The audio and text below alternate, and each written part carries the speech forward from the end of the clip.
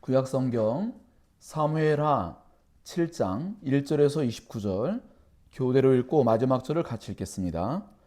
여호와께서 주위의 모든 원수를 무찌르사 왕으로 궁에 평안히 살게 하신 때에 왕이 선지자 나단에게 이르되 볼지어다 나는 백향목 궁에 살거늘 하나님의 궤는 휘장 가운데에 있다.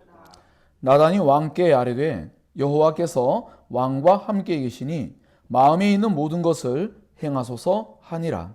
그 밤에 여호와의 말씀이 나단에게 임하여 이르시되 가서 내 종 다윗에게 말하기를 여호와께서 이와 같이 말씀하시되 내가 나를 위하여 내가 살 집을 건축하겠느냐. 내가 이스라엘 자손을 애굽에서 인도하여 내던 날부터 오늘까지 집에 살지 아니하고 장막과 성막 안에서 다녔나니 이스라엘 자손과 더불어 다니는 모든 곳에서 내가 내 백성 이스라엘을 먹이라고 명령한 이스라엘 어느 지파들 가운데 하나에게 내가 말하기를 너희가 어찌하여 나를 위하여 백향목 집을 건축하지 아니하였느냐고 말하였느냐. 그러므로 이제 내 종 다윗에게 이와 같이 말하라. 만군의 여호와께서 이와 같이 말씀하시기를 내가 너를 목장 곧 양을 따르는 데에서 데려다가 내 백성 이스라엘의 주권자로 삼고 내가 가는 모든 곳에서 내가 너와 함께 있어 내 모든 원수를 내 앞에서 멸하였은즉 땅에서 위대한 자들의 이름같이 내 이름을 위대하게 만들어 주리라. 내가 또 내 백성 이스라엘을 위하여 한 곳을 정하여 그를 심고 그를 거주하게 하고 다시 옮기지 못하게 하며 악한 종류로 전과 같이 그들을 해하지 못하게 하여 전에 내가 사사에게 명령하여 내 백성 이스라엘을 다스리던 때와 같이 아니하게 하고 너를 모든 원수에게서 벗어나 편히 쉬게 하리라. 여호와가 또 내게 이르노니 여호와가 너를 위하여 집을 짓고 내 수완이 차서 내 조상들과 함께 놀 때에 내가 내 몸에서 날 내 씨를 내 뒤에 세워 그의 나라를 견고하게 하리라. 그는 내 이름을 위하여 집을 건축할 것이요 나는 그의 나라 왕 위를 영원히 견고하게 하리라. 나는 그에게 아버지가 되고 그는 내게 아들이 되리니 그가 만일 죄를 범하면 내가 사람의 매와 인생의 채찍으로 징계하려니와 내가 내 앞에서 물러나게 한 사울에게서 내 은총을 빼앗은 것처럼 그에게서 빼앗지는 아니하리라. 내 집과 내 나라가 내 앞에서 영원히 보존되고 내 왕위가 영원히 견고하리라 하셨다 하라. 나단이 이 모든 말씀들과 이 모든 계시대로 다윗에게 말하니라. 다윗 왕이 여호와 앞에 들어가 앉아서 이르되 주 여호와여 나는 누구이오며 내 집은 무엇이기에 나를 여기까지 이르게 하셨나이까. 주 여호와여 주께서 이것을 오히려 적게 여기시고 또 종의 집에 있을 먼 장래의 일까지도 말씀하셨나이다. 주 여호와여 이것이 사람의 법이니이다. 주 여호와는 주의 종을 아시오니 다윗이 다시 주께 무슨 말씀을 하오리이까. 주의 말씀으로 말미암아 주의 뜻대로 이 모든 큰 일을 행하사 주의 종에게 알게 하셨나이다. 그런즉 주 여호와여 주는 위대하시니 이는 우리 귀로 들은 대로는 주와 같은 이가 없고 주 외에는 신이 없음이니이다. 땅의 어느 한 나라가 주의 백성 이스라엘과 같으리이까. 하나님이 가서 구속하사 자기 백성으로 삼아 주의 명성을 내시며 그들을 위하여 큰 일을 주의 땅을 위하여 두려운 일을 애굽과 많은 나라들과 그의 신들에게서 구속하신 백성 앞에서 행하셨사오며 주께서 주의 백성 이스라엘을 세우사 영원히 주의 백성으로 삼으셨사오니 여호와여 주께서 그들의 하나님이 되셨나이다. 여호와 하나님이여 이제 주의 종과 종의 집에 대하여 말씀하신 것을 영원히 세우시며 말씀하신 대로 행하사 사람이 영원히 주의 이름을 크게 높여 이르기를 만군의 여호와는 이스라엘의 하나님이라 하게 하옵시며 주의 종 다윗의 집이 주 앞에 견고하게 하옵소서. 만군의 여호와 이스라엘의 하나님이여 주의 종의 귀를 여시고 이르시기를 내가 너를 위하여 집을 세우리라 하셨으므로 주의 종이 이 기도로 주께 간구할 마음이 생겼나이다. 주 여호와여 오직 주는 하나님이시며 주의 말씀들이 참되시니이다. 주께서 이 좋은 것을 주의 종에게 말씀하셨사오니 이제 청하건대 종의 집에 복을 주사 주 앞에 영원히 있게 하옵소서. 주 여호와께서 말씀하셨사오니 주의 종의 집이 영원히 복을 받게 하옵소서 하니라. 아멘. 다윗과 맺은 언약과 영원한 왕의 나라와 복이란 제목으로 사무엘하 개관 두 번째 시간을 갖겠습니다. 전체적인 개관은 끝부분에 진행하기로 하고요. 오늘 함께 읽었던 이 다윗 언약과 그 후에 있을 다윗의 악한 범죄로 말미암는 쇠퇴의 과정들을 잠시 살펴보고 전체적인 내용을 살펴보도록 하겠습니다. 왜냐하면 이것은 마치 하나님께서 아담에게 복을 주시고 놀라운 은혜들을 베풀었음에도 불구하고 그 후에 아담과 하와가 범죄한 그 사건과 매우 깊은 관련을 맺고 있기 때문입니다.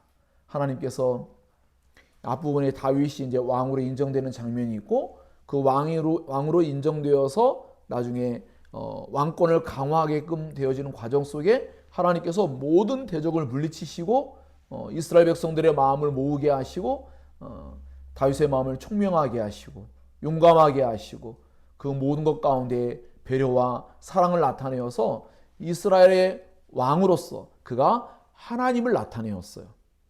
하나님의 신적 통치, 하나님의 신적 왕권을 나타내는 그 일에 쓰임 받았습니다. 그래서 여호와 하나님께서 너무나 놀라운 복을 그에게 말씀하셨는데 이후에 이제 11장으로 건너가면 이제 다윗이 범죄하는 장면이 나오죠. 우리가 계속해서 창세기부터 하나님 말씀을 알아올 때 하나님과의 언약이 갱신되어지고 놀라운 축복이 주어지는데 사람이 얼마 못 가서 얼마나 범죄 가운데 쉽게 넘어지는지 우린 그것을 자주 보았어요.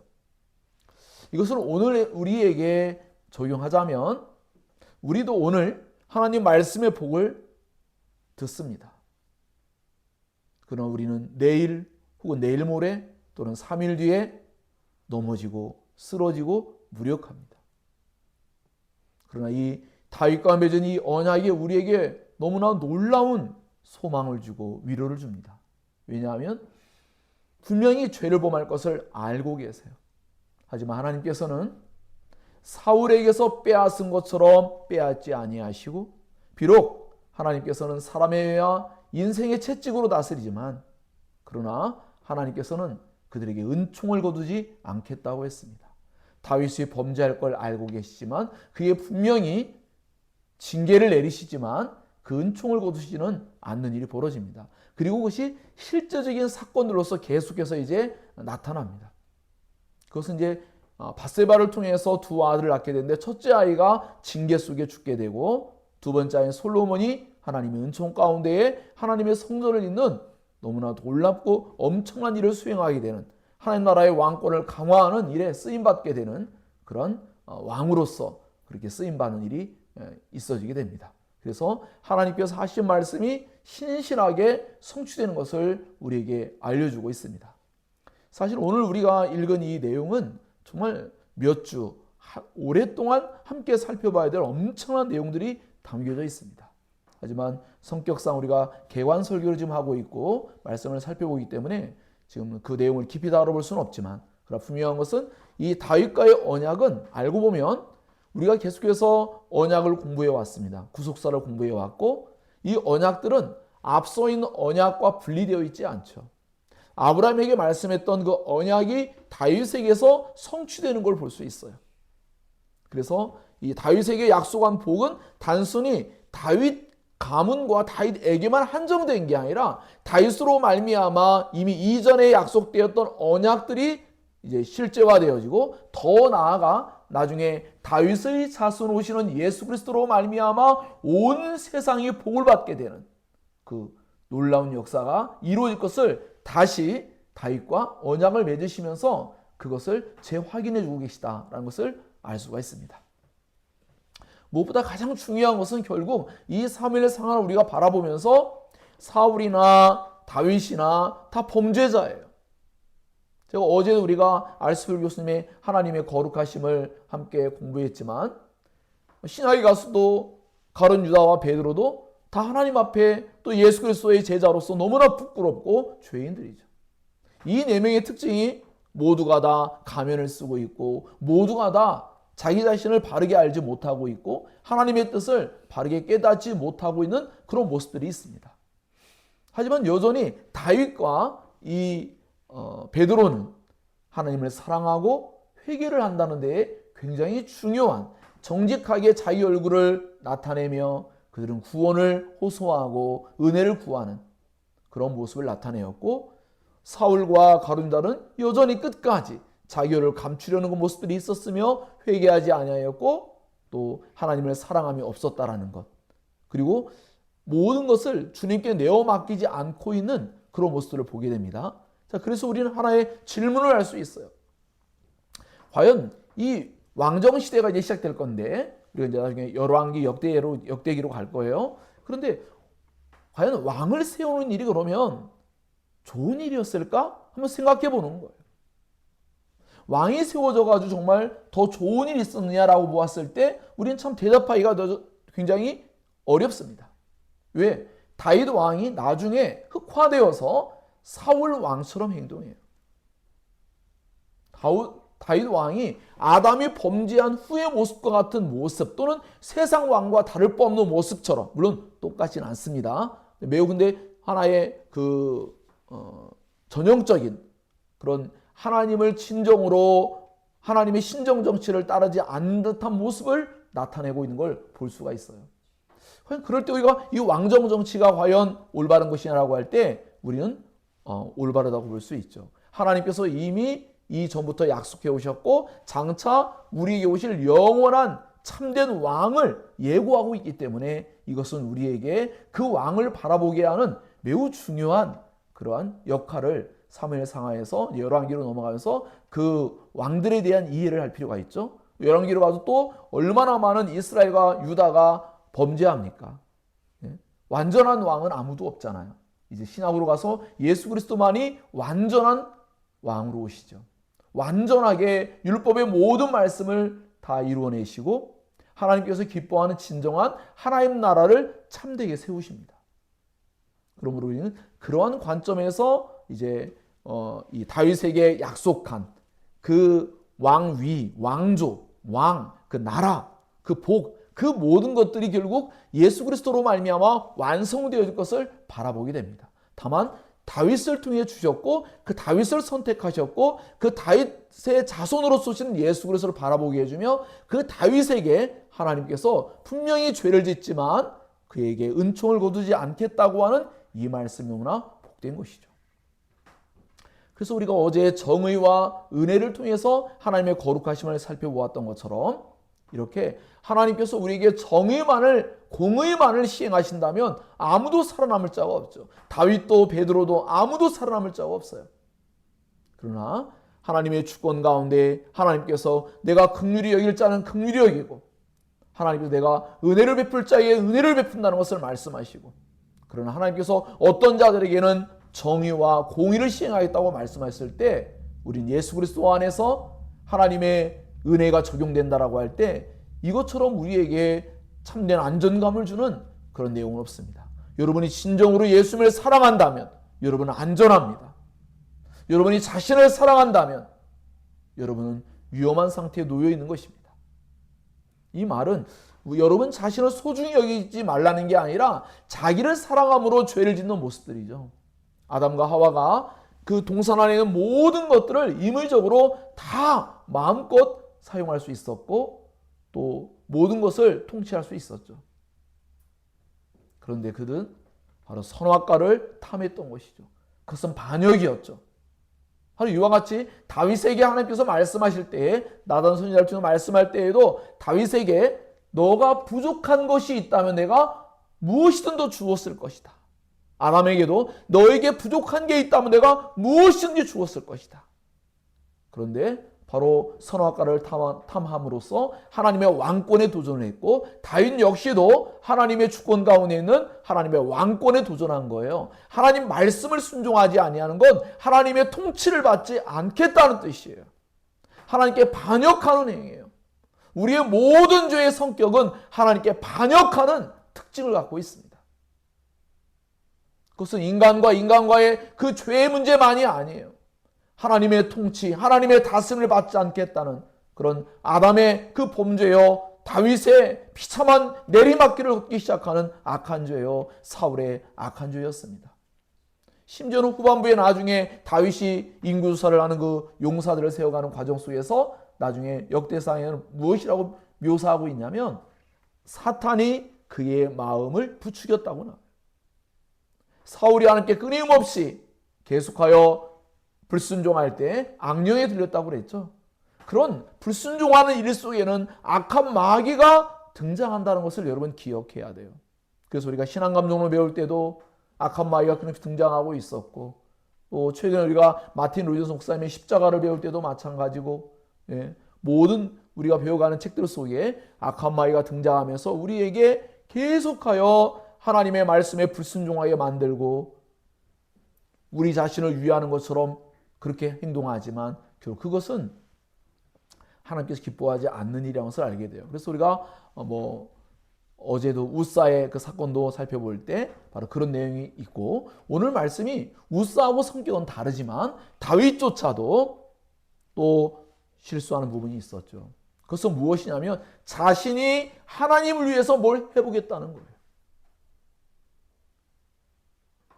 하나님이 우리에게 큰 일을 행하시고 복을 주시고 이름을 크게 해주시고 아브라함이 했던 약속이에요. 그걸 다윗에게 이루시는 거예요. 그런데 다윗의 마음이 그만 너무 앞서 나가고 있어요.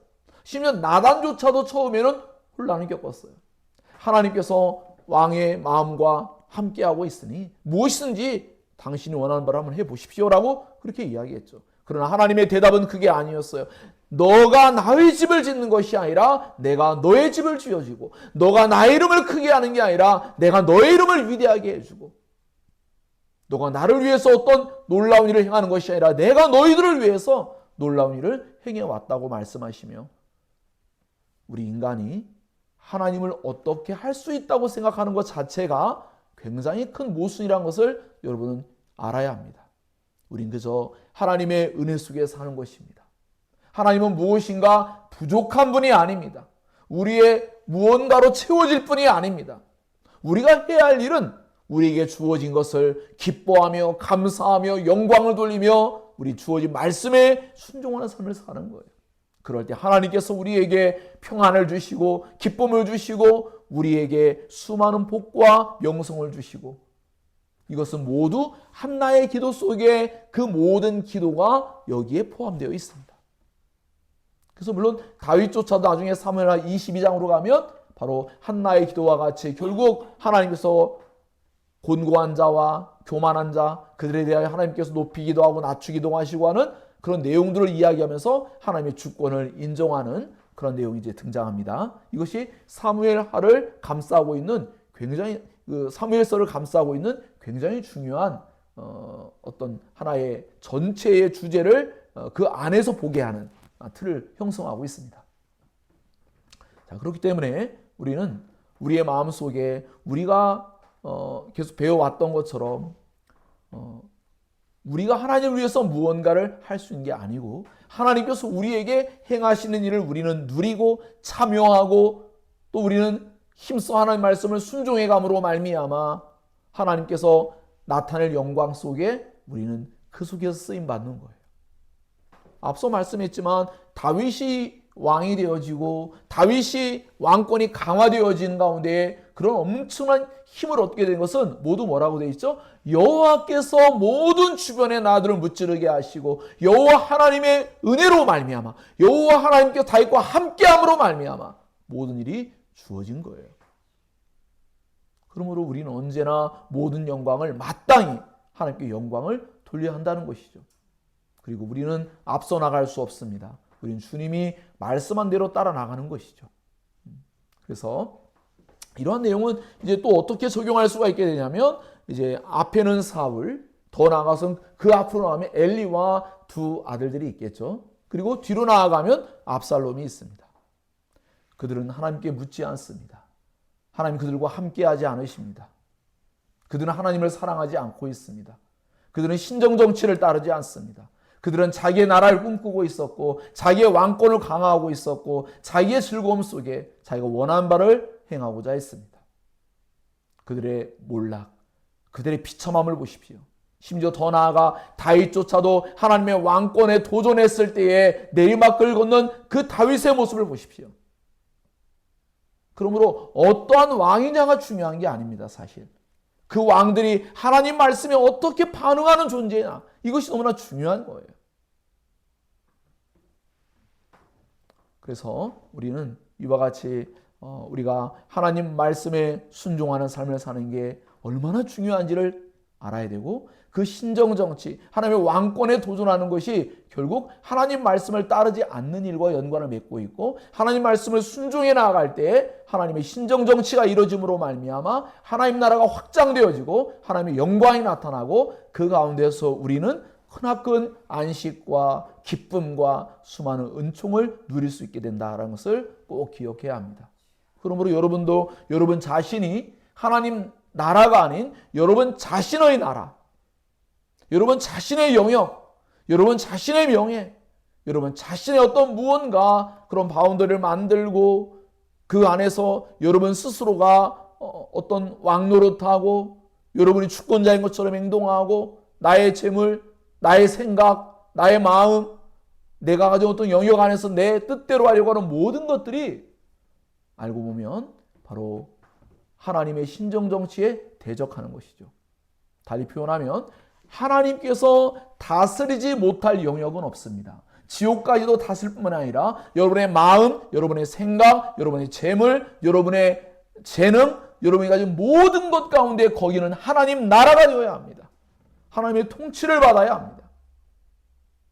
그 하나님 말씀이 여러분의 모든 곳에 스며들어서 그 모든 곳에서 영향을 줄 때 바로 그곳에 하나님 나라가 영광스럽게 드러나고 하나님의 이름이 높아지는 일이 발생하는 것이죠. 그렇기 때문에 신약에 가서 예수님께서 그 하나님 나라를 위해서 기도해야 될 것을, 우리의 나라가 아니라 하나님 나라를 위해서 기도해야 될 것을 가르치기도 했습니다. 그러므로 사랑하는 여러분, 우리는 사무엘서를 지금 배워가면서 한 모험적인 사례들 또는 나쁜 사례들을 보면서 과연 우리는 어떠한 존재인가를 잘 보며, 심지어 다윗조차도 바로 그러한 하나님과의 관계 안에서 하나님 말씀을 불순종하고 자기의 왕국, 자기의 즐거움, 자기를 위한 무언가를 추구할 때, 자기의 영광을 추구할 때, 비참한 내리막길을 걸을 때 너무나 엄청난 일이 그의 집과 가정 안에 벌어져요. 그것은 결코 작은 일이 아니죠. 엄청나게 비참한 일들이 발생해요. 나중에 다윗은 통찰력을 잃기 시작합니다. 분별력을 잃어요. 그래서 결국 자기의 자녀들을 마치 엘리제상처럼 두 자녀에게 통찰력 있게 그들을 다스리지 못합니다. 그래서 나중에 암논이 범죄하고 암논이 다말을 강간하죠. 압살롬이 암논을 죽이죠. 뭐예요? 강간과 또 뭐예요? 살인. 자신이 했던 거예요. 자신이 밧세바를 간음했고 자기의 충성스러운, 아니 더 나아가서는 하나님께 충성된 그런 군인이었던, 장교였던 그 우리아를 죽였지 않습니까?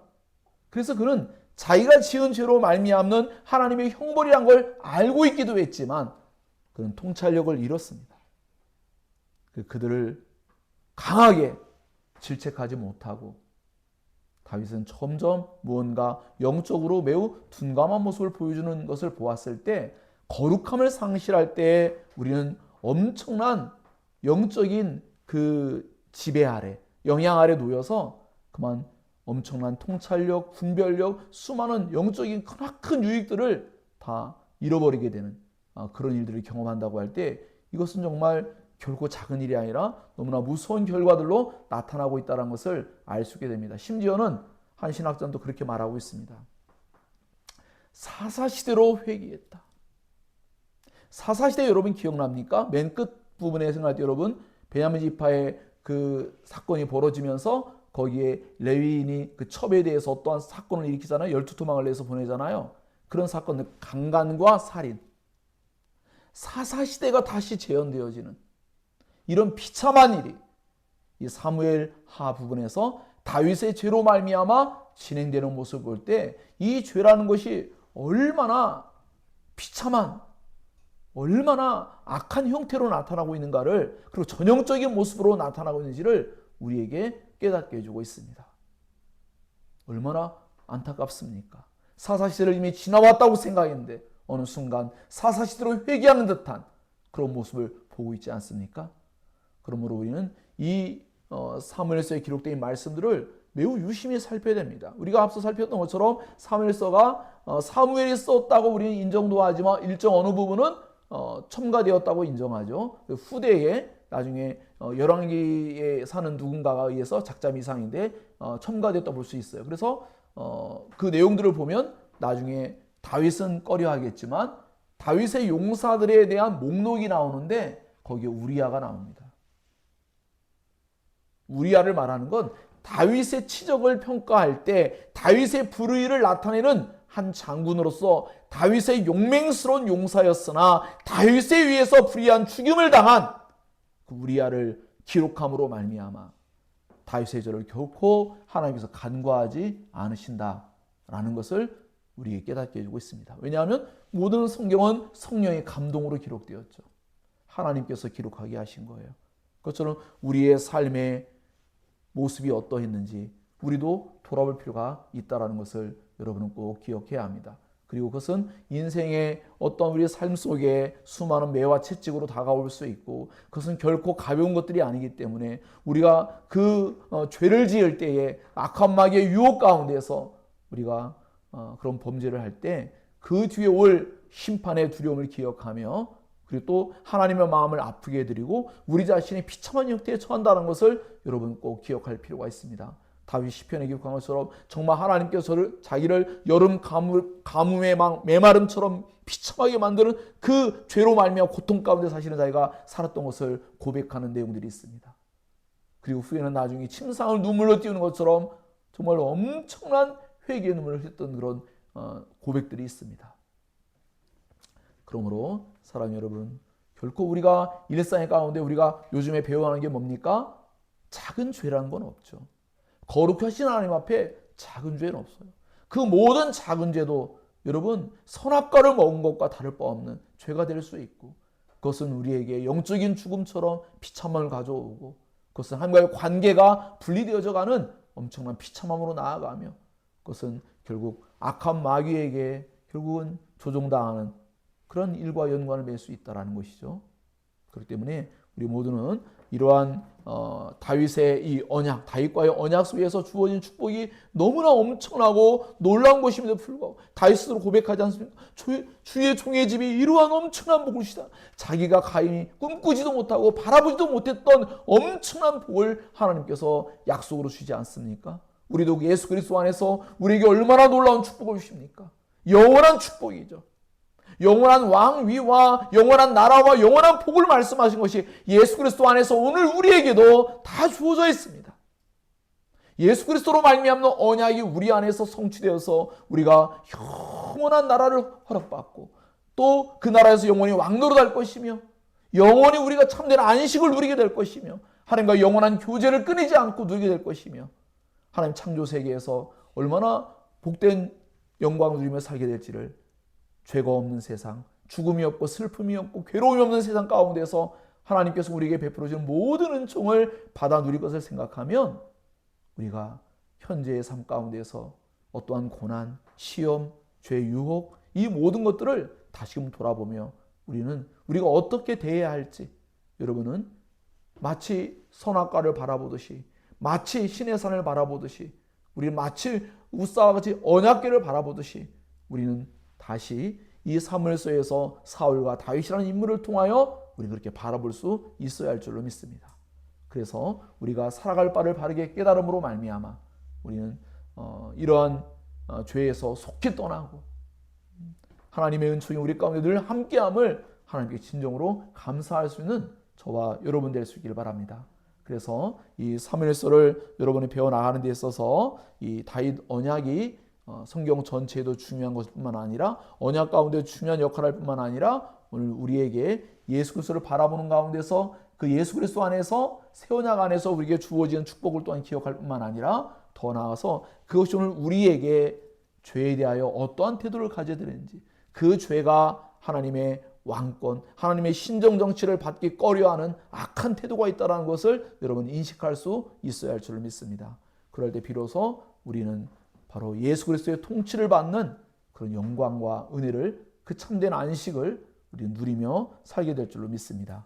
그래서 이 다윗 언약 안에 정말 너무나 많은 내용들이 정말 포함되어 있지만 그 모든 것을 지금 다 살필 수는 없기 때문에 그것을 하나의 큰 중심에 놓고 그것과 연관되어서 다윗의 범죄와 연관된 내용들을 말씀드렸습니다. 그 범죄와 관련된 것은 이제 전체를 살펴볼 때 조금 더 살펴보겠습니다. 하지만 그것은 정말 엄청난 그 다윗의 마음을 찢어지게 만드는 그런 수많은 악한 일이 연달아 계속해서 발생하는 것을 볼 수 있습니다. 심지어 그래서 다윗이 하나님께 반역한 모습처럼 이제 그에게 압살롬이 반역하고 나중에 또 다른 세나도 마찬가지고 반역하는 사건들이 계속해서 발생하며 이것이 하나의 전조와 같이 무언가를 얘기하고 있어요. 앞으로 열왕기가 시작될 때에 엄청난 분열과 엄청난 하나님의 불순종이 예고되어지는 그러한 일이 또 시작된다는 것을 우리에게 깨닫게 해주고 있습니다. 그러므로 우리 이것을 가볍게 볼 수 없다라는 것을 여러분은 꼭 기억할 필요가 있습니다. 그래서 하나님께서 우리에게 베풀으신 은혜가 얼마나 크고 놀라운지를 기억하면서 정말 오늘 우리에게 어떻게 보면 다윗과 같이 우리 예배는 일종의 다윗 언약과 같이 우리에게 이런 복을 주시는 약속인데 우리가 내일 모레 그 이후에 또다시 그러한 죄를 짓게 된다는 것은 그야말로 너무나 비참한 일이 될 수 있다는 것을 여러분은 꼭 기억할 필요가 있습니다. 자, 이제 그래서 우리는 앞서 말씀드린 것 같이 다윗의 이 전체적인 하나의 일대기 또는 다윗을 통해서 하나님께서 일어나시는 하나님 나라의 모습을 우리는 함께 이제 살펴보고자 합니다. 그래서 1장부터 한 5장 정도까지는 계속해서 그 다윗이 왕으로 등극하는 과정 가운데서 다윗이 앞서 있는 사울 왕과 같이 인간적인 악한 그런 마음을 품고 왕이 되려고 한다거나 또 자기의 어떤 그 목표를 이루려고 한다거나 그런 존재가 아니라는 것을 계속 깨닫게 해주고 있습니다. 그래서 중요한 사건들이 뭐냐면 처음에 도입부에 이 다윗이 사울과 요나단이 죽은 장면에 커다란 애도의 마음, 그래서 화르이 노래라고 해서 큰 슬픔, 애가를 부르죠. 나중에 이 사울 왕의 삼촌인데 아브넬, 군대 장관 아브넬이 죽어요. 다윗의 군대 장관인 요압에 의해서 죽어요. 그때도 엄청난 애가 슬픔을 또 표현합니다. 그것은 다윗이 결국 그들의 죽음을 기뻐하지 않았고 그 일에 관여하지 않았다는 것을 나타내는 거예요. 그래서 그 일에 관여된 사람들, 나중에 또 무비보셋을 죽이는 레갑과 바하나라는 존재들이 있는데 그들과 이 처음에 등장하는 사울을 죽인 그 아말렉 소년, 그들에게 사형을 언도합니다. 그들 모두를 한결같이 다윗의 정적자를 죽였기 때문에 다윗이 반드시 상을 줄 것이라고 보편적인 일반적인 사람들이 이해를 가지고 접근해 왔어요. 그러나 다윗은 오히려 하나님의 기름 부음 받은 자를 너 입으로 죽였다고 시인했으니 그 죄로 말미암아 벌을 내리겠다고서는 그들을 죽입니다. 심지어는 우리가 생각할 때는 하나의 정적자와 같이 그 다윗이 이런 사울과 요나단이 죽은 후에 바로 이스라엘의 왕으로서 자리를 차지하려고 사울의 왕의 자리로 나아가지 않았어요. 여호와 하나님께 묻고 그런 나중에 하나님의 응답을 받고 헤브론으로 나아가서 유다 지파의 왕으로서만 있었지 이스라엘 전체 왕으로서 자기가 나서지 않았어요. 하나님께서 행하실 것을 기대했어요. 그런 가운데서 그는 언제나 악한 도구를 사용해서 왕권을 수립하려고 하지 않았어요. 그래서 이미 사울도 몇 번이나 죽일 수 있었지만 그런 방식은 악한 일이라는 것을 그의 마음속에 깨닫게 되었고 하나님의 선함을 따라서 그가 차라리 도망하였고 피해 다녔어요. 하나님의 손이 함께한다면 알 수 없지만 자기 손으로 하나님의 기름 부음 받은 자를 해칠 수는 없다라는 그런 생각을 가졌던 것이죠. 그래서 그러한 가운데서 이 아말렉 소년을 처단하였고 나중에 그 자기의 어떻게 보면 최고의 정적자일 수도 있는 그러니까 사울 왕의 삼촌인 아브넬이 그 사울 왕의 아들 가운데 이스보셋이 있어요. 그 이스보셋을 왕으로 세웠는데 그때에 이스보셋을 다윗이 죽이지 않았어요. 인정하고 있었어요. 그러나 하나님께서 세웠느냐는 알 수 없잖아요. 그러니까 사울도 압살롬도 결국 하나님에 의해서 참되고 올바르게 세워지지 않음으로 말미암아 결국은 심판을 받게 되는 모습처럼 하나님께서 세우신다면 다윗은 받아들일 거예요. 나중에 또다시 또 시므이가 베냐민 지파 사람 시므이가 다윗을 저주할 때 그것조차도 즉 압살롬이 반역할 때 다윗이 도망가요. 피해가요. 함께 맞서 싸워서 아들을 죽이고 싶지 않겠죠. 그래서 피해가는데 그 가운데 시므이가 저주할 때 다른 사람들은 아비새란 장부도 마찬가지고 죽여야 된다고 하지만 다윗은 그런 마음이 아니었어요. 다윗은 하나님의 주권과 섭리를 믿었기 때문에 그가 까닭 없이 그럴 일이 할 리가 없다 하면서 기꺼이 피해갔죠. 그랬는데 이 이스보셋에 대하여서도 다윗은 인정하고 있었는데 바로 그런 이스보셋을 죽이는 그 사건 속에서 또다시 상을 받기를 바라고 온 자들이 있지만 그들은 모두 죽임을 당합니다. 자, 그런 후에 나중에 다윗이 자연스럽게 온 지파가 다윗을 온전히 왕으로 섬기기를 정말로 원했을 때 하나님께서 그를 왕으로 세우시는 그러한 하나님의 주권 안에서 섭리 안에서 그는 진정한 왕이 되어지는 그런 일이 발생하게 됩니다. 어찌 보면 예수님께서도 이 세상 속에 있는 모든 사람들이 예수께서 오셨을 때 임금 삼으려고 할 때 피해 가셨죠. 예수는 그런 방식으로 왕이 되는 걸 원하지 않으셨죠. 예수는 오히려 십자가의 죽음을 통해서 자신의 백성들 진정으로 사랑하는 그 자신의 백성들이 진정으로 예수를 왕이라고 고백하는 바로 그러한 진정한 왕이 되기를 원하셨어요. 그 모습을 다윗이 이렇게 보여주고 있는 거죠. 그림자와 모형처럼 보여주고 있어요. 그래서 다윗을 하나님 마음에 합한 자라고 우리가 성경에서 묘사할 때 이해할 수 있는 부분이 있겠죠. 자, 그런 다음에 나중에 무비보셋은 요나단의 아들이에요. 절뚝발이고 얼마든지 제거할 수 있지만 그러나 다윗은 무비보셋을 자기 왕자들처럼 그렇게 여기며 소중히 여겼어요. 왜냐하면 요나단과의 언약이 있었어요.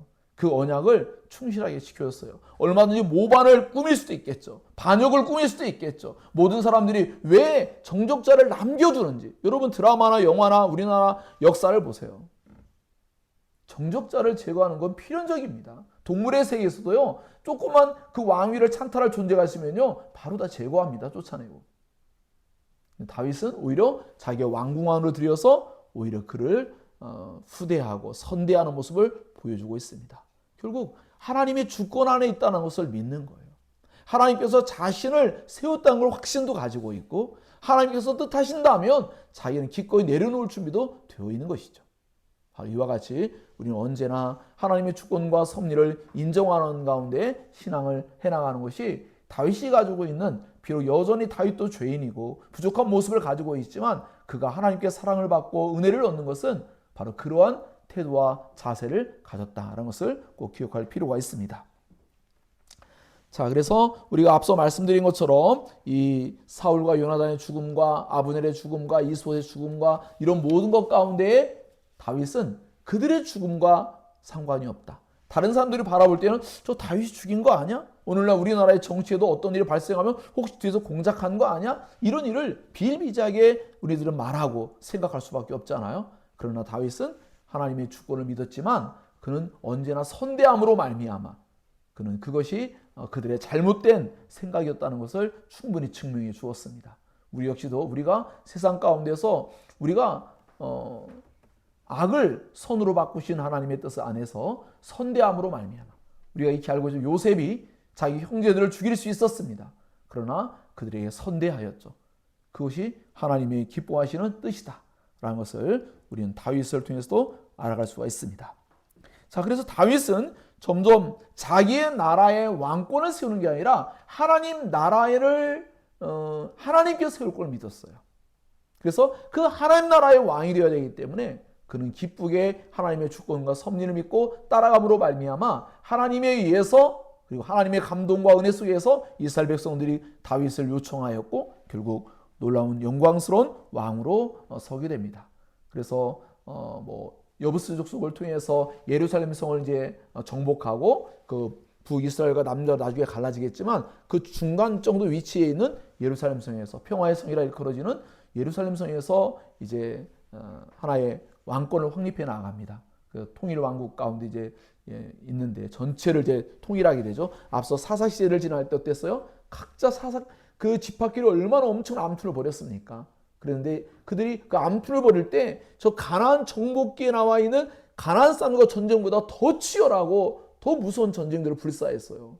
그랬는데 한 지파가 완전히 없어질 뻔했지 않았습니까? 근데 이제 다윗에 의해서 모든 지파가 연합되어지고 통일되어졌죠. 이것이 하나님께서 원하는 신정정치예요. 하나님 말씀에 모두가 순종하고 따라오는 영광을 누리게 되고 바로 그러한 정치를 수행하는 왕에게 하나님께서 주변 나라의 모든 그 주변에 블레셋, 암몬, 근처에 있는 수많은 여러 가지 족속들을 하나님께서 강력하게 승리케 하심으로 말미암아 이제 그 왕권을 확립하는데 엄청난 은혜를 베풀어 주셨습니다.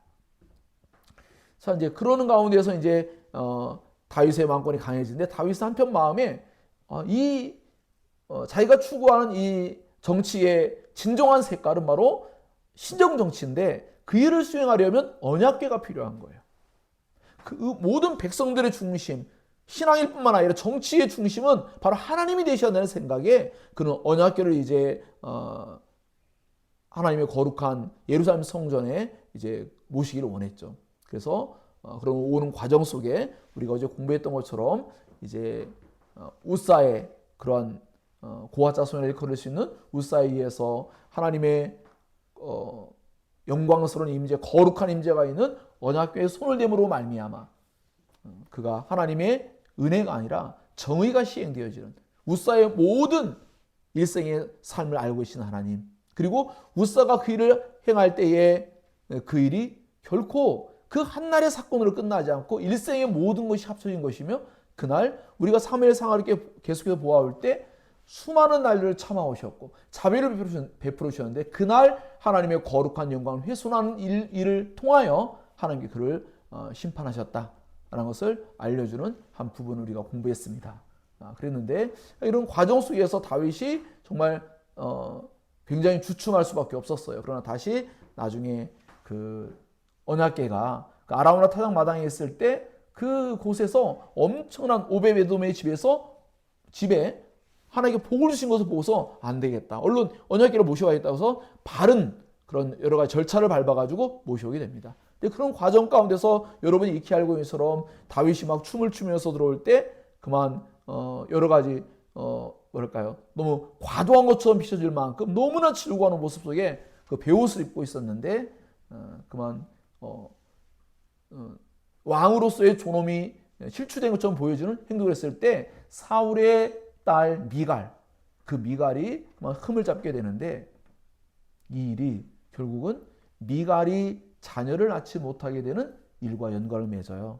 다시 말하면 다윗의 왕권의 다윗의 후손 가운데는 사울을 통한 사울의 후손으로 말미암는 미갈로 말미암는 후손은 없어요. 그렇게 미갈의 그 어리석은 그런 말과 행동으로 인하여 그는 후손을 얻지 못하는 일을 겪게 됩니다. 그런 가운데 다윗은 마치 왕 같은 제상 역할을 해요. 베옷을 입기도 하고 또 번제와 화목제를 지내기도 하고 백성들에게 축복하기도 하고 그래요. 그러면서 이것이 나중에 수많은 신학자들은 또 멜기세덱이라는 그 신비한 존재를 떠올리기도 하고 또 앞에 나타나실 예수 그리스도를 또한 바라보기도 하며 이 장면 속에서 다시 떡을 백성들에게 나눠주는 모습 속에서 이제 하나님의 약속의 땅에서 이런 물질적인 큰 은혜를 주셔서 그런 축복과 은혜를 나누는 그런 때가 되었구나 라는 것을 알게 해주는, 얼마나 지금 굉장히 좋은 시절인가, 좋은 때가 되었는가를 보여주는 한 사건이다, 이렇게 볼 수 있습니다. 하여튼 다윗의 마음속에는 이렇게 언약궤를 왕궁으로 모셔오면서 여호와 하나님께서 그 자기 마음에 또 이스라엘의 그 중심에 계시기를 그가 진정으로 원했던 것을 알 수가 있습니다. 자, 그러면서 가운데에서 계속하여 전쟁은 벌어지고 있었고 그 전쟁 가운데서 계속하여 승리를 거두는 그런 다윗의 모습을 보게 되면서 장차 예수 그리스도로 말미암아 승리를 하게 될 그 모습을 또한 우리가 바라볼 수 있도록 해주고 있습니다. 자, 이제 그런 가운데서 이제 한 10장까지는 계속해서 승리하고 또 그런 가운데서 하나님의 율법의 말씀을 하나하나 잘 순종해 나아가는 그런 모습을 보는데 약간 뭔가 우리의 마음을 불편하게 하는 부분이 있죠. 왜냐하면 왕이 지켜야 될 목록 가운데 하나가 첩을 많이 두면 안 되는 것이 있었는데 그만 그 일을 수행하는 것이 앞으로 있을 어떤 사건을 왠지 불길한 조짐처럼 보이게 하는 그런 목록이 들어있어요. 그것이 나중에 장차 압살롬에 의해서 하나님께서 다윗이 범죄한 후에 예고했죠. 그래서 그 후궁들을 범하는, 너는 은밀한 가운데, 사실은 내가 보고 있지만 넌 내 앞에 은밀한 가운데 밧세바를 간음했지만 나는 너가 백주 대낮에 너의 후궁들이 욕보이는 일을 겪게 될 것을 예고한다 라고 말씀했어요. 하지만 그 일은 압살롬에 의해서 이루어졌지만 그 일은 압살롬이 하나님 말씀을 이루어냈다고, 성취했다고 말할 수 없겠죠. 그건 압살롬의 죄였어요. 가룟 유다가 예수는 십자가에 못 박게 함으로 우리의 구원에 그가 쓰임받았나요? 아니죠. 그것은 가룟 유다의 죄였습니다. 하나님께서는 각 사람에게 그 사람들에게 걸맞는 어떠한 행위를 하게 함으로 말미암아 어떠한 사람들에게는 하나님께서 은혜를 주심으로 말미암아 악을 억제하고 죄를 억제해서 은혜의 길로 가게 하고 어떠한 사람들에게는 그냥 놓아두심으로 말미암아 그들이 죄악의 도구로 쓰임받게 하시되 그 일 속에 그 일조차도 하나님께 주관하셔서 선한 일로 바꾸어 가시는 그런 일을 하신다는 걸 알 수 있죠. 아까 말씀드린 것처럼 요셉도 그죠? 그 형제들이 요셉에게 했던 악한 일, 그것이 결국은 요셉의 고백처럼 사실은 하나님의 자기를 이렇게 수많은 사람을 구원하려고 앞서 보내신 것이다, 이런 표현들을 쓰지 않습니까? 그것이 하나님의 선하신 일이었다는 것을 고백하게 하지 않습니까? 바로 이와 같이, 하지만 형제들의 그 죄는 결코 하나님과 묵과하지는 않으셨어요. 이것처럼 오늘 우리도 이와 같이 어떤 하나의 사건들이 벌어질 때 그 사건들이 예고되어졌다고 해서 그 사건에 쓰임받는 것이 과연 정당하냐? 그렇지 않다는 것을 여러분이 기억해야 합니다. 여러분은 언제나 말씀을 선택해야 되고 여러분은 언제나 선을 선택해야 합니다. 그것이 최선입니다. 그것이 하나님이 기뻐하는 일입니다. 다윗도 계속하여 죽을 때까지 바로 그것을 추구하는 그런 신앙관을 가졌다는 것을 보게 됩니다. 우리 몇 번의 실수를 보면서 사실은 일면 너무나 안타깝고 괴로운 마음도 있지만 우리에게는 엄청난 위로지 않습니까? 왜? 우리는 다윗 정도가 아니라 더 많은 범죄할 때가 많아요. 드러나지 않았을 뿐이에요. 기록되지 않았을 뿐이에요. 우리 마음에 있는 죄, 우리의 삶 가운데 있는 어리석은 하나님 앞에 하나님의 왕권에 도전하는 수많은 날들의 하나님 말씀을 순종하는 그런 모든 것들을 정말 표현한다면 정말 엄청난 죄악 가운데 우리가 살고 있지 않습니까? 그럼에도 불구하고 하나님은 다윗의 자손, 더 나아가서 예수 그리스도 안에서 하나님의 언약 백성들에게는 어떻게 합니까? 징계를 내릴 수는 있으나, 왜? 하나님 거룩한 분이니까. 하지만 우리에게 영원한 심판이 아니라 우리에게 은총을 거두지 아니하시고 언제나 은총을 내려주겠다고 늘 약속하고 있습니다. 이것이 우리에게 너무나 엄청난 위로이기에 이 사무엘하 7장을 중심 본문으로 삼았던 것입니다. 자, 그래서 다윗이 이와 같이 10장까지는 뭔가 승승장구하고 높은 위치로 나아갔지만 11장으로 하면서 그때 왕들이 출전할 때가 되었다. 왕이라면 마땅히 당연히 그 자신의 신들을 위해서 그 영광스러운 전쟁을 수행해야 되는데 다윗이 그 일에 참여하지 않는 모습 속에서 이미 무언가 다윗의 마음이 변화가 왔다는 것을 알 수가 있어요. 우리의 마음속에 하나님의 영광을 위해 살고자 하는 의욕이 저하될 때 그때 우리는 범죄로 나아갈 그런 우리의 마음에 어떤 굴절된 부분이 생겼다. 마음이 변화가 있다라는 것을 알 수가 있게 됩니다. 우리는 끊임없이 좀 아까 찬송과 십자가 분별처럼 끊임없이 우리는 날마다 사도 바울처럼 매일매일 날마다 이 싸움을 힘써 수행해 나가야 됩니다. 그렇지 아니하면 우리는 오히려 죄에 빠지게 되고 우리는 오히려 뒤로 후퇴하게 될 것입니다. 퇴보하게 될 것입니다. 그러므로 우리는 하나님의 영광, 우리의 날마다의 삶은 우리만의 삶이 아니라 하나님의 영광을 위한 삶이요 하나님 나라를 위한 그러한 싸움을 하고 있다는 것을 여러분은 꼭 기억해야 합니다.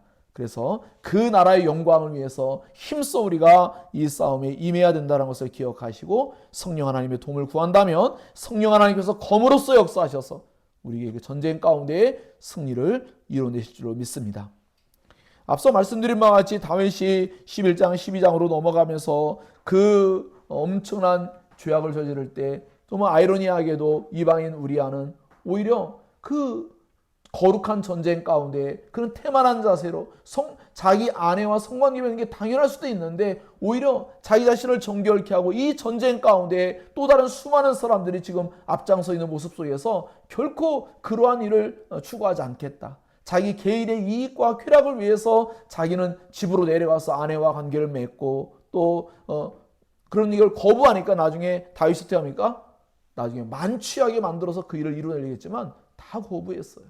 하나님의 영광을 위한 그 싸움에 임하는 우리아의 모습을 보십시오.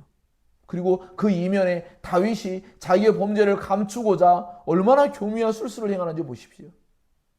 결국 다윗은 자기의 충직한 하나님 나라의 충직한 용사 바로 우리아를 죽음의 자리로 내봅니다.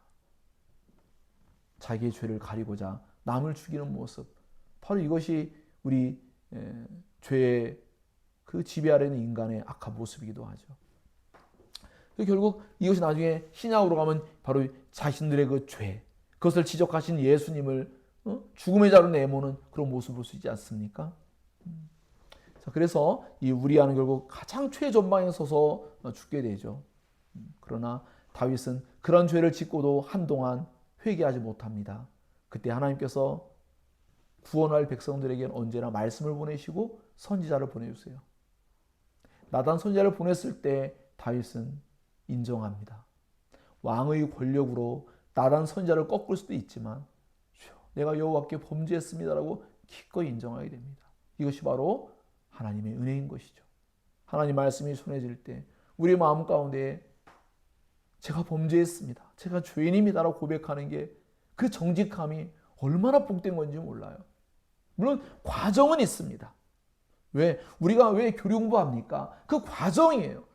다윗조차도 그 가난한 사람의 단 하나뿐인 양을 자식과 같이 여기는 양을 그 자기 이웃이는 부자가 그 양을 뺏어가는 모습 속에 분개하면서 그 자를 심판하겠다고 말할 때 나단수가 뭐라고 말합니까? 바로 당신입니다. 우리도 삶을 살아가면서 너무나 뻔뻔하고 어리석은 모습일 때가 얼마나 많습니까? 우리 자신의 죄를 미처 깨닫지를 못해요. 그때 하나님께서 우리에게 이런 말씀들을 깨닫게 함으로 말미암아 너다. 여기에 기록된 이 죄인이 바로 너다. 라고 주님 말씀하시는 거예요. 그때 우리는 주여 내가 범죄했습니다. 주님 제가 죄인입니다. 주님 제가 그 죄인하고 똑같습니다. 라고 고백하며 주님께 돌아서는 것 이것이 바로 다윗의 길로 나아가는 것입니다.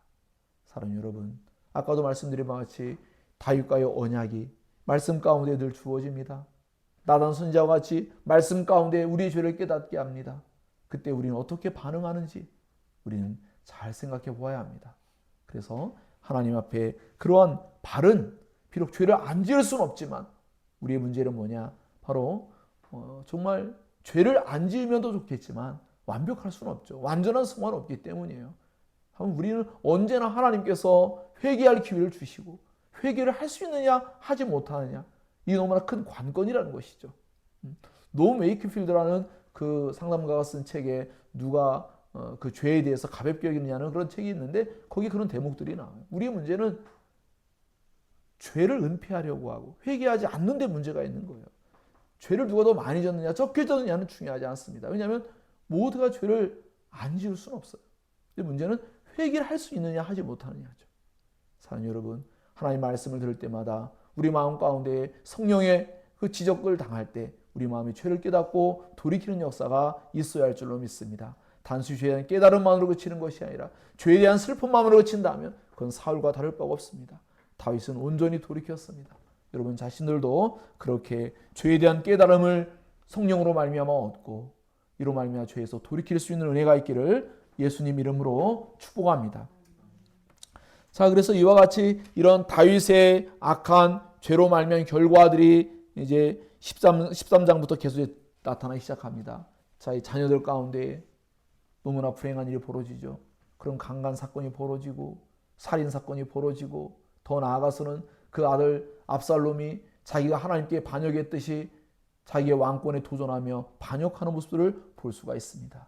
그때에 정말 물론 다윗도 한 인간이니까 요압 장군이 서로 좀 뭔가 잘 화해할 수 있도록 하기 위해서 3년이 지난 뒤에 이 사건 지난 뒤에 그러니까 압살롬이 암논을 죽인 지 3년이 지난 후에 이제 다시 불러들였지만 다윗은 용서할 수가 없었어요.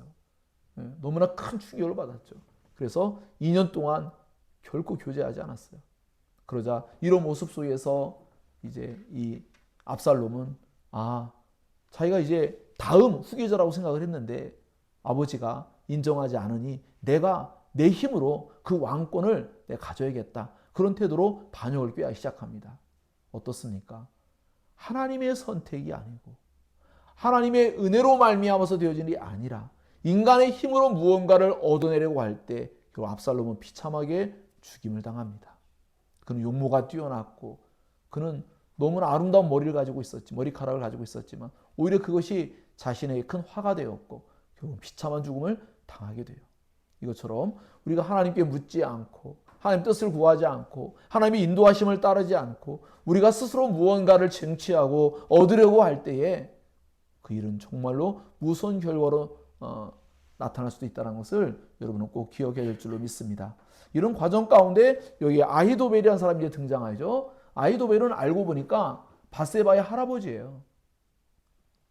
성경에는 이제 기록된 내용들을 쭉 보니까 그 밧세바의 아버지가 엘리암이고 그 엘리암의 아버지가 바로 아히도벨이에요. 아히도벨이 그 자기 손녀를 강간하고 자기의 손녀 사위죠. 그 사위를 제거한 그 내용을 뭐 완벽하게 알고 있다 보기는 좀 어렵겠지만 그런 무언가 분명히 단서가 있어요. 그래서 이 아히도벨이 엄청난 모략가인데 이 압살롬에게 말할 때는 빨리 지금 다윗의 군대가 지쳤으니까 쳐서 죽여야 된다라고 하는 거예요. 그 말을 따랐으면 다윗은 정말 인간적인 관점에서 하나님께 지켜주지 않는다면 죽임을 당할 수 있는 굉장히 위험한 상황이었는데 다윗이 하나님께 기도했고 그 다윗을 추종하는 또 하나의 모략가 후세가 있었어요. 후세. 그 후세가 결국은 압살롬에게 이야기하면서 지금 하는 것이 결코 바른 방법이 아니다라고 얘기하면서 그 압살롬이 그 후세의 말을 따라요. 근데 그 내용을 보니까 하나님께서 뜻하기 때문이래요. 하나님께서 압살롬을 하나님께서 심판하기 위해서 후세의 말을 따르게 함으로 다윗을 건지시고 알고 보니까 다윗이 그걸 또한 기도했다는 내용이 나와요. 하나님의 뜻이었고 기도를 다윗이 하였으며 그 일이 성취되는 것을 우리에게 성경은 기록해 주면서 알게 해주고 있어요. 그러므로 이 세상을 알고 보면 하나님의 축복 안에 이루어지지만 하나님 백성들의 기도를 하나님 신실하게 응답하시다는 것을 알 수가 있어요. 여러분이 커다란 위기 가운데 놓였을 때도 언제나 하나님께 기도하십시오. 그럼 하나님께서 여러분을 건지시고 여러분이 여전히 하나님은 다윗에게 산성이시고 바위이시고 요새이시며 늘 그 다윗의 그 구원자가 되신다는 것을 계속해서 깨닫게 해주고 있습니다.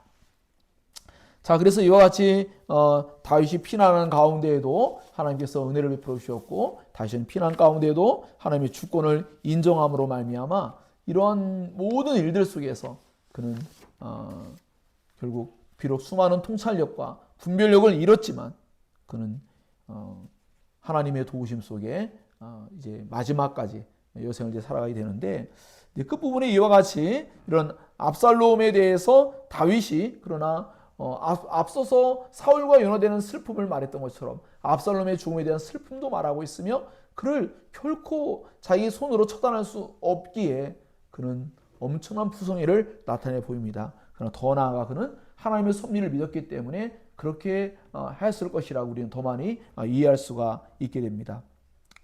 자, 이러한 은혜로 말미암아 이제 압살롬은 제거되어지고 하나님의 능력과 또 섭리 안에서 제거되어지고 이제 압살롬은 죽게 되는데, 이 일이 너무 슬프다 보니까 다윗이 이스라엘 백성들을 왕으로서 다시 하나 되게 연합시키고 통치자로서의 면모를 나타내 보여야 되는데 그러지 못해요. 너무나 깊은 슬픔 가운데 빠져 있고 계속해서 슬픔의 연속이지 않습니까? 바세바를 통한 아들은 죽었죠. 그 뒤에 또 뭡니까? 다말, 또 암논, 압살롬 이런 사건들이 연속 일어나면서 계속하여 슬픔의 사건들이 일어나면서 다윗에게 계속적인 어떤 충격이 있었던 것 같아요. 그 충격에서 벗어나지 못하고 계속 슬퍼하는 가운데에서 그는 그만 여러 가지 실수를 저지르게 됩니다. 그래서 이스라엘 전체 지파를 그가 잘 아우르지 못하고 유다 지파를 편애하는 몇 가지 행동을 함으로 말미암아 이스라엘 지파 안에서 분열 증세가 나타나는 그런 모습을 보여줍니다. 이와 같이 우리가 하나님의 일을 생각하지 않고 사람의 일로서 모든 일을 바라보게 되면 우리 마땅히 해야 될 역할을 못해요. 우리도 삶을 살아가면서 때로는 우리의 가족사에, 때로는 우리가 살아가는 모든 일들 속에 우리가 인간으로서 겪게 된 수많은 여러 가지 어려움의 일들을 만났을 때 너무 그 일에 우리의 마음이 그만 몰입되어지고 그런 생각에 사로잡히게 되면 하나님의 일을 발휘할 수 없다는 것을 기억할 필요가 있습니다. 우리는 그러한 일이 있을 때라도 우리는 정신을 차리고 하나님께서 기뻐하시는 그런 모습으로 우리는 살아가야 될 것을 오늘 본문이 우리에게 깨닫게 해주고 있습니다. 자, 그런 가운데 계속해서 이러한 다윗의 어떤 하락세, 이 모든 것의 시작점이 뭡니까? 바세바의 그 사건이잖아요. 그죠? 그것처럼 우리가 하나님 앞에 범죄하는 일, 그것이 특별히 가장 중요한 일로서는 하나님의 영광을 위한 의욕이 저하됐을 때 바로 그때부터 계속해서 내리막길을 걷고 있는 다윗을 본다고 말씀드리지 않습니까? 그것처럼 여러분 마음속에 정말 하나님 나라를 위해 살고자 하는 의욕이 있는지, 매일매일 삶 가운데 그저 나를 위해 살기에 아둥바둥하는 삶을 사는지 돌아볼 필요가 있습니다. 하나님 나라를 위해 살고자 한다면 여러분의 삶이 더욱더 하나님이 함께 하심으로 말미암아 수많은 영적인 승리가 있고 여러분의 삶에 진정한 샬롬이 주어질 것이지만, 그러나 여러분이 여러분의 삶에 아둥바둥하면서 하나님의 그 신정 정치를 따르지 않을 때에 그때 우리는 수많은 내리막길, 어려운 일들을 겪을 수밖에 없다는 것을 여러분은 꼭 기억할 필요가 있습니다. 자, 그래서 이제 후반부에 등장하는 내용들은 21장, 24장에 쭉 등장하는 내용들은 결국 중요한 두 시편을 통해서 하나님께서 그동안 행해 오셨던 일들을 노래하고 하나님께 행하실 일들을 또한 언약 가운데서 기대하고 그런 내용들이 나타나고요. 또 그 인구조사하는 사건이 벌어지고 하는 것들을 이제 앞서 이제 이미 말씀드렸습니다. 그 내용들은 결국 주권자이신 그 하나님을 다윗이 인정할 수밖에 없었던 그런 고백들을 하고 그가 마지막을 이제 마무리하는 그런 모습을 보게 됩니다. 결국 핵심은 다윗 언약을 통하여서 우리의 신앙이 또 강화되어져야만 우리가 그 언약의 말씀들을 망각하게 되면 우리는 정말 커다란 어려움으로 나아갈 수밖에 없어요. 예수 그리스도의 십자가를 벗어나기 시작하면 내리막길로 갑니다.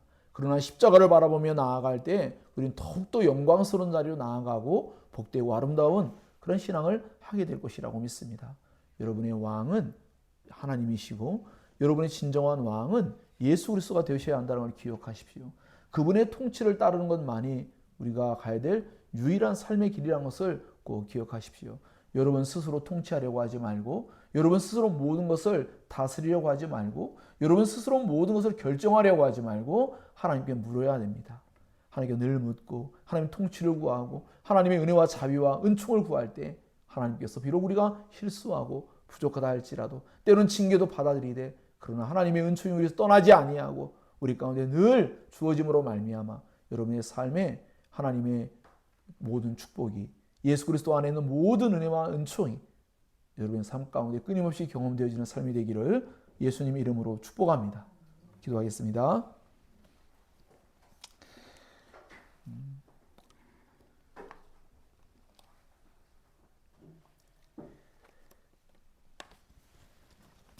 몇 가지 뭐 더 추가적으로 말씀드릴 것도 있지만 뭐 한 왕의 잘못으로 인해서 뭐 3년 기근부터 시작해서 여러 가지 전염병이 돌고 하는 그런 내용들도 있는데 어쨌든 중요한 것은 우리 한 사람이 바르게 설 때 정말 선한 영향을 끼칠 수도 있고 우리 한 사람이 하는 말씀의 통치를 받을 때 선한 영향을 줄 수 있지만 그러지 않을 때는 또 주변 사람들까지도 악영향을 끼칠 수 있다는 것도 우리 기억할 필요가 있겠죠. 오늘 말씀을 기억하면서 하나님 정말 이 사울과 다윗이라는 너무나 선명한 인물들의 묘사를 통하여 제가 가야 될 길이 무엇인지를 알았습니다. 그리고 더 나아가 그 너머에 계신 예수 그리스도를 우리는 바라보며 우리가 어떠한 통치를 받고 살아야 될지를 깨닫고 예수 그리스도의 통치가 진리의 말씀을 통하여 성령의 은혜 안에서 우리에게 늘 주어짐으로 말미암아 우리가 그 복된 은혜의 길을 걸을 수 있는 우리가 될 수 있도록 해달라고 늘 기도하며 또 하나님 나라에 임하지 않은 하나님 나라를 망각하지 않고 하나님 나라를 세우려고 하시는 그 하나님의 뜻에 부합한 삶을 매일매일 어떻게 해야 하나님 나라에 쓰임받을 수 있을까? 어떻게 해야 나의 삶을 통하여 하나님께 영광이 되는 삶을 살아갈 수 있을까?